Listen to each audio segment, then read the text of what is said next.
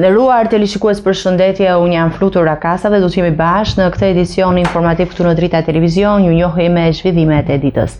Partia Demokratike do të organizojë një protestë kombëtare në 22 dhjetor para kryeministrisë për të kërkuar largimin e kryeministrit Edi Rama. Paralelisht, opozita do të ndërpresë çdo dialog me mazhorancën për reformën zgjedhore dhe territoriale. Kryetari i Partisë Demokratike Sali Berisha njoftoi gjatë mbledhjes së kryesisë së partisë se me 22 dhjetor do të zhvillohet një protestë kombëtare para godinës së kryeministrisë, duke e konsideruar këtë si strategjinë kryesore të opozitës për të kundërshtuar qeverinë Rama. Do të organizojmë protestat, do të fillojmë sa më parë, i kemi filluar ato që janë te kryeministria, por me datën 22 do të thrasim protestë kombëtare. Ata shqiptarë që vinë, ata janë të bekur, të tjerë mund të mos vinë, do vinë më vonë, por ne kur nuk do bëhemi pengesë përkundrazi, nxitës dhe vetëm nxitës të protestave gjatë ditën e fundit që të krijohet qeveria teknike në këtë vend për zgjedhje të tilla. Agenda jon është rikthimi i votës, largimi i kësaj qeverie me të cilën nuk ka zgjedhje. Është sakrifica jon për të larguar këtë qeveri që nuk ka zgjedhje, që nuk lejon zgjedhje. Është misioni ynë. Kush është në lartësinë e këtij misioni, angazhohet. Kush nuk i përgjigjet dot, delanësh. Kush nuk don të ndjehet misionar. Vendimi për organizimin e protestës u mor pas vendimit të gjykatës kushtetuese për pezullimin e masës së sigurisë ndaj zëvendës kryeministres Belinda Balluku, duke e rikthyer atë në detyrë. Se pezullimi i Ballukut shkel kushtetutën apo paralizon qeverinë, problemi është se pezullimi i Ballukut çelte derën e portën e ferrit për Edi Ramën, sa ai ka vjedhur më shumë se Balluku në atë aferë. Përveç protestës, Kryedemokrati njoftoi edhe radikalizimin e veprimeve në parlament. Ai deklaroi se Partia Demokratike do të ndërpresë çdo dialog me mazhorancën. Ne jemi para një realiteti shumë të zymt, pra një realitet të cilin vjedhja e shqiptarëve nuk ka më frena. Është licencë se kjo që bëri me pezullimin e pezullimit, gjykata mori përsipër apelin dhe gjykatën e lartë. Berisha kërkoi sërish ndjesë për zgjedhjen e Endrit Çabanit si avokat i popullit, duke shpjeguar se firmat që e çuan në votim në seancën plenare ishin tërhequr nga deputetët e Partisë Demokratike. Dhe me këtë unë mendoj dhe insistoj, Partia Demokratike me këtë rast ndërpret çdo lloj negociate, çdo lloj diskutimi, debati. Gjykata kushtetuese ka publikuar në fletoren zyrtare vendimin për rrëzimin e pezullimit nga detyrat të zëvendës kryeministres dhe ministres së infrastrukturës dhe energjisë Belinda Balluku, duke i rikthyer atë zyrtarisht në funksion. Vendimi u mor me shumicë votës, ndërsa kushtetuesja pritet të shprehë më pas në themel për kërkesat e paraqitura nga kryeministri. Pakor pasi gjykata kushtetuese vendosi rrëzimin e pezullimit nga detyrat të zëvendës kryeministres dhe ministres së infrastrukturës dhe energjisë Belinda Balluku, vendimi u botua në fletoren zyrtare duke i dhënë efekt të menjëhershëm rikthimit të saj në detyrë. Si pasojë që prej mbrëmjes së të premtes, Balluku ushtron zyrtarisht të dy funksionet pas pezullimit që është vendosur nga GJKO në 20 nëntor. Gjykata kushtetuese ka vendosur pezullimin e dy vendimeve për verifikimin e masave ndaj Ballukut. Çka nuk kupton se këto dy vendime mbeten të pazbatueshme deri në momentin kur kushtetuesja të shprehet përfundimisht në themel, lidhur me 4 kërkesat e paraqitura nga kryeministri. Vendimi u mor me 5 vota pro dhe 3 kundër. Në favor të pezullimit të vendimeve dhe rikthimit të Ballukut në detyrë, votuan gjyqtarët Zonila Bejtia, Fiona Papajorgji, Gendi Ibrahimi, Sander Beci dhe Mariana Semini. Kundër vendimit votuan Marsida Xhaferdari, Ilir Toska dhe Asim Vokshi. Sipas arsyetimit të shumicës, pezullimi nga detyra i zëvendës kryeministres rrezikon të sjellë pasoja që prekin drejt për drejt interesat shtetërore. Në argumentin e saj, gjykata thekson se ndalimi i ushtrimit të një funksioni publik në nivele të tilla, si ai i zëvendës kryeministres dhe ministres së infrastrukturës dhe energjisë, mund të cënojë ushtrimin e kompetencave kushtetuese të pushtetit ekzekutiv, veçanërisht në drejtim të përcaktuar në zbatimin e politikave të përgjithshme shtetërore. Nga ana tjetër, gjyqtarët në Pakic kanë mbajtur një qendrim të kundërt, duke argumentuar se në këtë rast nuk provohet ekzistenca e pasojave për sa më lart, por kundrejt vlesë kërcënimit të shumicës për pezullimin e vendimeve gjyqësore, ne, gjyqtarë të pakicës, shmojmë se nuk plotësohen kushtet e nenit 45 të ligjit organik të gjykatës, pasi nuk verifikohet prania e pasojave të pariparueshme në masë të rënd. Pra në atë masë që të shkoj për të masës normale të kufizimit, në veçanti në pikpamje të urgjencës. Në këtë kuptim, argumenti kërkuesit së Këshillit të Ministrave del jashtë funksionit për shkak të pezullimit nga detyra të një prej anëtarëve të tij dhe nuk është bindës për sa kohë bëhet fjalë për një organ kolegjial i cili merr vendime në mënyrë kolegjiale me shumicën e votave. Po kështu jemi të mendimit se kërkuesi nuk tregon që nuk ka mjete të tjera në dispozicion më pak të dëmshme për të adresuar situatën e krijuar. Ndërkohë, gjykata kushtetuese pritet të vijojë shqyrtimin e çështjes në themel për të dhënë një vendim përfundimtar mbi ligjshmërinë e pezullimit të Ballukut nga detyra dhe kërkesat e paraqitura nga kryeministria. Në mbledhjen e kryesisë së Partisë Demokratike, Sali Berisha dhe Ervin Saliani u ulën së bashku për të diskutuar aksionin opozitar me theks të veçantë tek protesta dhe revolta kundër qeverisë Rama. Pas takimeve paralele në bazën e demokratëve dhe distancimit të Berishës nga aktivitetet e Salianit, të cilët kryedemokrati ka cilësuar si agent personale, dy deputetët vendosën të harmonizojnë qëndrimet në mbledhjen e kryesisë së partisë. Ervin Saliani nënvizoi rëndësinë e përballjes aktive me qeverin dhe theksoi se protestat dhe revolta duhet të jenë në qendër të aksionit opozitar. Ai theksoi se shqetësimet e qytetarëve duhet të përkthehen në energji të organizuar për aksionet konkrete. Është momenti që të fokusohemi tek protestat, tek revoltat, tek përballja me qeverinë dhe pa diskutim tek dëgjesa dhe dëgjimi çdo shqetësimi qytetar. Imagjinoni pasaj që duhet të dëgjojmë shumë si përfaqësues të Partisë Demokratike çdo shqetësim të çdo demokrati. Nëse ne nuk jemi të aftë që të dëgjojmë dhe të përkthejmë në energji shqetësimet e demokratëve, do ta kemi shumë vështirë siç po e kemi për të bërë protesta. Me sa duket, siç e kam thënë që në mbledhjen e parë të kryesisë, pasi kam dalë në liri, rruga e dur janë revoltat dhe jo foltoret para kryeministrisë. Shpresoj që kjo të jetë vendimarrja sot e kryesisë. Mëtej deputeti pohoi se gjithmonë ka respektuar vendimet e partisë dhe do të vazhdojë ta bëjë këtë.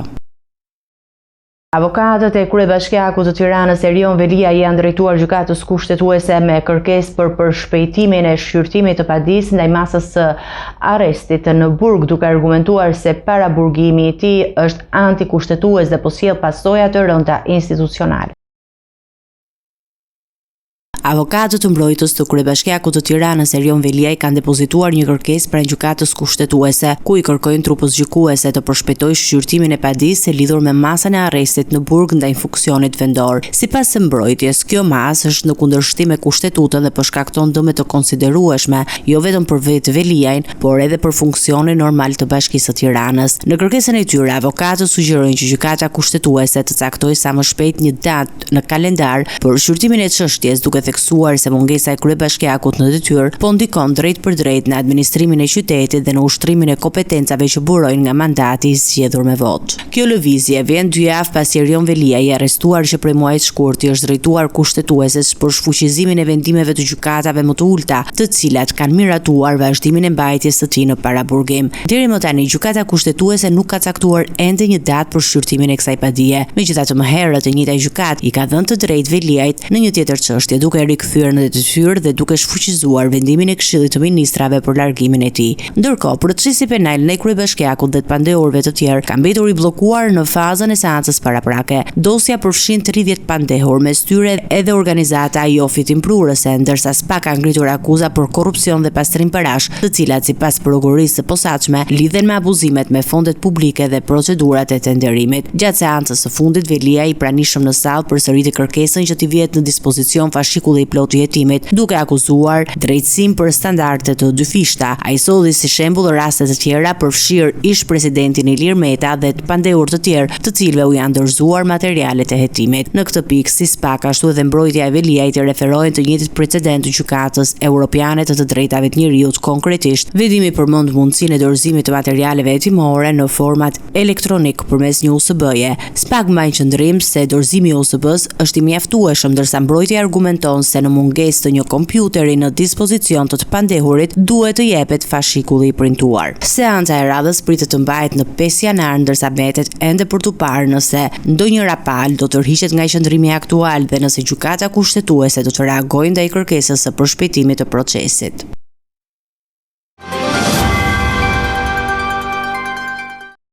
Një sher i nisur në rrjetin social TikTok ka degeneruar në një akt ekstrem dhune në Tiranë, ku një 26 vjeçar u godit barbarisht me çekiç pas një komenti fyes gjatë një transmetimi live. Policia ka arrestuar autorin e dyshuar të dhunës, një person me precedent të rënd penal, ndërsa në hetim janë edhe personazhe të dyshuar se porositën sulmin. Një konflikt banal i lindur në rrjetet sociale TikTok rrezikoi të përfundonte në tragjedi mbrëmjen e 6 dhjetorit në Tiranë. Gjokë Ndrevata, i njohur në këtë platformë me emrin Aron, ishte duke zhvilluar një transmetim live me ndjekësit e tij kur një 26 vjeçare komentoi dhe e shahu publikisht gjatë komunikimit online. Sipas hetimeve paraprake, Ndrevataj është ndier i fyer nga komentet dhe së bashku me Xhemal Lukën, i njohur në rrjetet sociale si Fire, dyshohet se ka porositur dhunimin e të riut. Për realizimin e sulmit është angazhuar Elidon Marku, 49 vjeç, një person me precedent theksuar kriminal. Ngjarja e rëndë ka ndodhur në zonën pranë rreth rrotullimit të freskut, ku 26 vjeçari është sulmuar në mënyrë brutale. Ai është goditur disa herë, përfshirë edhe në kokë me çekiç, duke pësuar dëmtime të rënda trupore. Burimet bëjnë me dije se i riu ka thyerje të kafkës dhe dëmtime serioze, të cilët mund t'i lejnë pasoja afatgjata shëndetësore. E gjithë skena e dhunës është filmuar nga një person i pranishëm dhe pamjet janë dërguar Gjokë Ndrevatajt. Më pas, ky i fundi dyshohet se ka publikuar pamjet në rrjetin social TikTok, duke paraqitur aktin e dhunës si një formë krenarie, çka ka shtuar edhe më tej reagimin publik. Agentët e komisariatit numër 4 në Tiranë, pas identifikimit të personave të dyshuar se kanë porositur sulmin, kanë vijuar hetimet për autorin e dhunës. Elidon Marku është ndaluar në banesën e tij në Shkodër, ndërsa komunikimi zyrtar i arrestit është kryer në Tiranë. Nga verifikimet rezulton se Marku ishte një person i njohur për organet e drejtësisë. Ai ka shluyer më herët një dënim prej 11 vitesh e 8 muajsh burg në Itali për plagosjen e 4 shtetasve maroken dhe 2 shqiptarëve. Po ashtu në Shqipëri është dënuar me 6 vite burg për armbajtje pa leje dhe shpërndarje të lëndë me narkotike. Në hetim në gjendje të lirë është marrë edhe një 33 vjeçar i cili dyshohet se ka shoqëruar Markun gjatë kryerjes së dhunës dhe ka refuzuar të bashkëpunojë me policinë për zbardhjen e plotë të ngjarjes. Burimet nga hetimi bëjnë me dije se nuk është hera e parë që Gjokë Ndrevata, i njohur si Aron në TikTok, përfshihet në episode të tilla. Ai dyshohet se edhe më parë ka porositur rrajën e personave të tjerë që e kanë fyer apo sharë gjatë transmetimit live, përfshirë shtetas shqiptar në Gjermani dhe Itali. Hetimet po vijojnë për dokumentuar të gjithë zinxhirin e përfshirjes në këtë ngjarje të rëndë, ndërsa autoritetet po shqyrtojnë edhe përgjegjësitë penale të porositësve të dyshuar të dhunës. 3 persona janë arrestuar nga policia e Vlorës si të dyshuar për pengmarrjen e 39 vjeçarit Fisnik Xhaka nga Kosova, i cili dyshohet se është mbajtur peng për rreth 2 javë për shkak të një borxhi. Ndërkohë, palambrojtësi hedh poshtë akuzat duke paraqitur prova që sipas tij tregojnë se nuk bëhet fjalë për një pengmarrje. Policia e Vlorës ka njoftuar arrestimin e 3 personave të cilët dyshohen si autor të pengëmarrjes së shtetasit kosovar Fisnik Xhaka. Sipas versionit zyrtar të uniformave blu, ngjarja lidhet me një borxh të pashkryer, ndërsa 39 vjeçari dyshohet se është mbajtur kundër vullnetit të tij për rreth 2 javë në një banesë në lagjen Osman Haxhiu në qytetin e Vlorës. Të arrestuarit pritet të dalin para gjykatës për verifikimin e masës së sigurisë, ndërkohë që palambrojtësi ka dorëzuar materialet e saj në dosje. Avokatët e të dyshuarve kanë paraqitur video dhe fotografi të cilët shfaqet i riu nga Kosova së bashku me personat e arrestuar duke kaluar kohë së bashku në ambiente të ndryshme. Sipas mbrojtjes, pamjet tregojnë se personat njiheshin mes tyre dhe se marrëdhëniet kanë qenë të qeta dhe pa shenja dhune apo presioni. Në video dhe fotografitë e paraqitura, ata duken duke drekkuar së bashku dhe duke komunikuar lirshëm, çka sipas avokatëve përjashton elementët e një pengëmarrjeje. Mbrojtja pretendon se Fisnik Xhaka ka ardhur vetë në Vlorë i pajisur me valiçe dhe veshëmbathje personale me qëllim për të qëndruar aty për një periudhë kohe. Gjithashtu, sipas tyre, denoncimi për pengëmarrje është bërë nga motra e tij, e cila jeton në Suedi, pas shqetësimit për mungesën e kontaktit me të vëllain. Avokatët sqarojnë se 39 vjeçari u kërkonte para familjarëve për të shlyer një borxh për të cilën kishin dalë garant, dhe se gjithë situata është keq interpretuar nga familjarët dhe më pas nga organet ligjzbatuese si një rast pengëmarrjeje. Nga ana tjetër, shërbimet e policisë gjyqësore kanë gjetur në banesë ku dyshohet se mbaj peng 39 vjeçari dhe valiçën me me rroba dhe sendet e tij personale. Ky fakt sipas mbrojtjes forcon pretendimin se ai kishte shkuar aty me vullnetin e tij dhe jo në detyrim. Megjithatë, në pamjet filmike të dorëzuara tashmë nuk dallohen qartë data dhe ora e regjistrimit. Ato tregojnë një sjellje të lirë në komunikim normal mes personave të përfshirë. Hetimet për këtë çështje vijojnë ndërsa pritet që gjykata të vlerësojë provat e paraqitura nga të dyja palët dhe të përcaktojë nëse kemi të bëjmë me një pengmarrje apo me një konflikt të natyrës financiare mes personave që njiheshin më herët. Policia e Durrësit ka zbuluar një tjetër rast prostitucioni gjatë operacionit të koduar Storm, duke arrestuar 2 shtetëse nga Kolumbia. Ato kishin marrë me qira një apartament në zonën e Shkëmbit të Kavajës, i cilin e kishin përshtatur për aktivitet palishëm. Në lidhje me rastin është proceduar penalisht dhe një shtetas shqiptar. Policia e Durrësit ka goditur një tjetër rast prostitucioni në kuadër të operacionit të koduar Storm, i zhvilluar për parandalimin dhe goditjen e veprimtarive të palishme në territorin e qarkut. Gjatë ndërhyrjes së uniformave blu në zonën e Shkëmbit të Kavajës janë arrestuar 2 shtetas kolumbiane, të dyja 26 vjeç, të dyshuara për ushtrim prostitucioni dhe përshtatje ambientesh për këtë veprimtari kriminale. Sipas policisë, 2 shtetaset e huaja kishin marrë me qira një apartament, në të cilin e kishin përshtatur posaçërisht për shfrytëzimin e prostitucionit, duke e kthyer në bazë të aktivitetit të tyre të palishëm. Gjatë kontrollit të ushtruar në ambientet e apartamentit, shërbimet e policisë sekuestruan një sër provash materiale që dokumentojnë veprimtarinë kriminale. Konkretisht, u sekuestruan 2 pasaporta të shtetasve të huaj, një sasi parash në lekë dhe valutë huaja, 3 aparat celular, një blok shënimesh, si dhe disa karta SIM, të cilët dyshohen se përdoreshin për komunikim me klientët. Në lidhje me këtë aktivitet është proceduar penalisht edhe një shtetas shqiptar i dyshuar për përfshirje ose favorizim të veprimtarisë së palishme. Materialet hetimore kanë kaluar prokurisë pranë gjykatës së shkallës së parë të Durrësit, e cila po vijon procedurat ligjore për zbardhjen e plotë të rrethanave dhe përcaktimin e përgjegjësive penale për personat e përfshirë.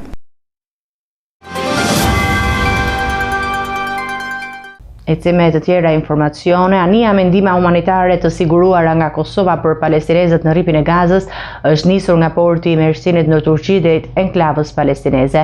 Ndihmat me vlerë 500.000 euro përfshin ushqime, tenda dhe pajisje me bazë për mijëra banor të prekur nga lufta.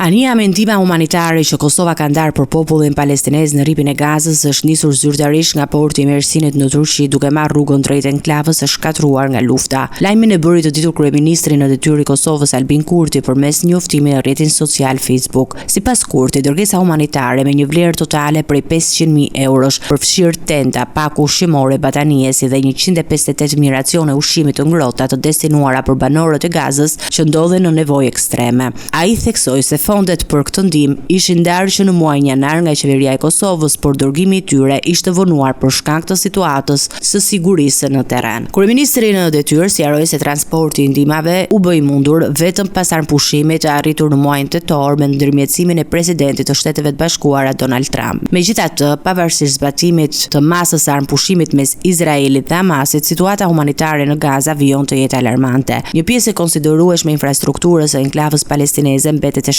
ndërsa kushtet e jetesës për qindra mijëra banor janë njerëzisht të vështira. Sipas deklaratave të zyrtarëve të Kombeve të Bashkuara dhe autoriteteve palestineze, nevojiten urgjentisht të paktën 300.000 tenda të reja për rreth 1.5 milion persona që vazhdojnë të jenë të zhvendosur brenda territorit të Gazës. Në mesazhin e tij, Albin Kurti theksoi se kjo ndihmë humanitare përfaqëson angazhimin e Kosovës në kuadër të solidaritetit ndërkombëtar, si dhe për kushtimin për të mbështetur popullatën civile që po përballet me pasojat të rënda humanitare nga konflikti.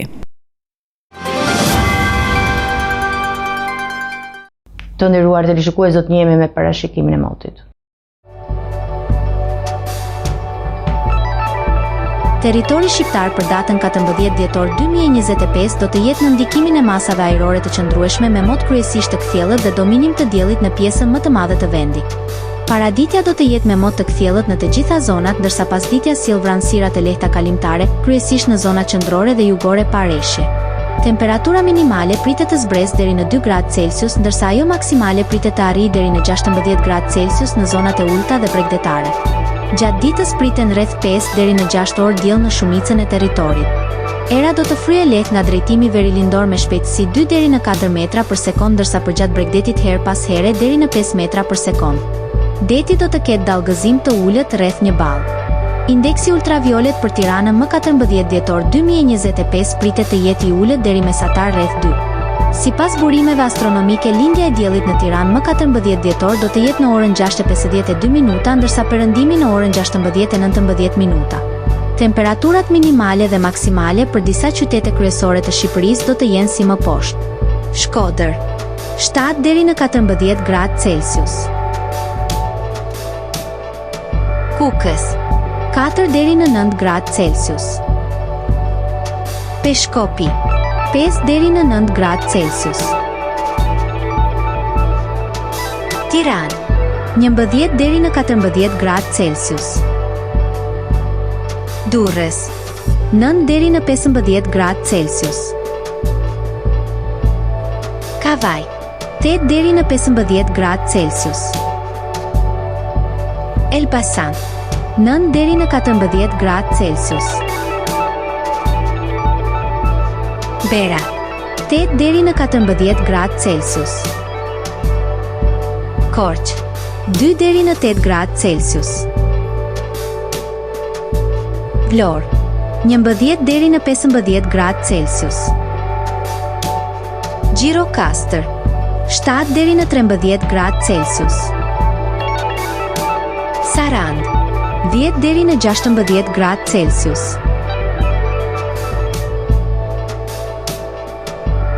Territori I Kosovës për datën 14 dhjetor 2025 do të jetë në ndikimin e masave ajrore të ftohta, por të qëndrueshme me mod kryesisht të kthjellët dhe dominim të diellit. Paraditja do të jetë e kthjellët dhe e ftohtë, ndërsa pasditja do të vijojë me diell dhe temperatura më të buta. Temperatura minimale pritet të zbresë deri në -3 gradë Celsius, ndërsa temperatura maksimale pritet të arrijë deri në 10 gradë Celsius. Era do të fryejë lehtë nga drejtimi verilindor me shpejtësi 1 deri në 3 metra për sekond. Indeksi ultraviolet për Prishtinën më 14 dhjetor 2025 pritet të jetë I ulët rreth 2. Sipas burimeve astronomike, lindja e diellit në Prishtinë më 14 dhjetor do të jetë në orën 6:51 minuta, ndërsa perëndimi në orën 16:09 minuta. Temperaturat minimale dhe maksimale për disa qytete kryesore të Kosovës do të jenë si më poshtë. Mitrovica 0 deri në 9 gradë Celsius. Podujev -3 deri në 7 gradë Celsius. Skënderaj -2 deri në 7 gradë Celsius. Pej 3 deri në 10 gradë Celsius. Prishtinë -1 deri në 7 gradë Celsius. Gjakov 0 deri në 9 gradë Celsius. Malishev 0 deri në 9 gradë Celsius. Gjilan -2 deri në 7 gradë Celsius. Ferizaj 0 deri në 9 gradë Celsius. Kaçanik 0 deri në 8 gradë Celsius. Suhare 0 deri në 8 gradë Celsius. Prizren 1 deri në 8 gradë Celsius.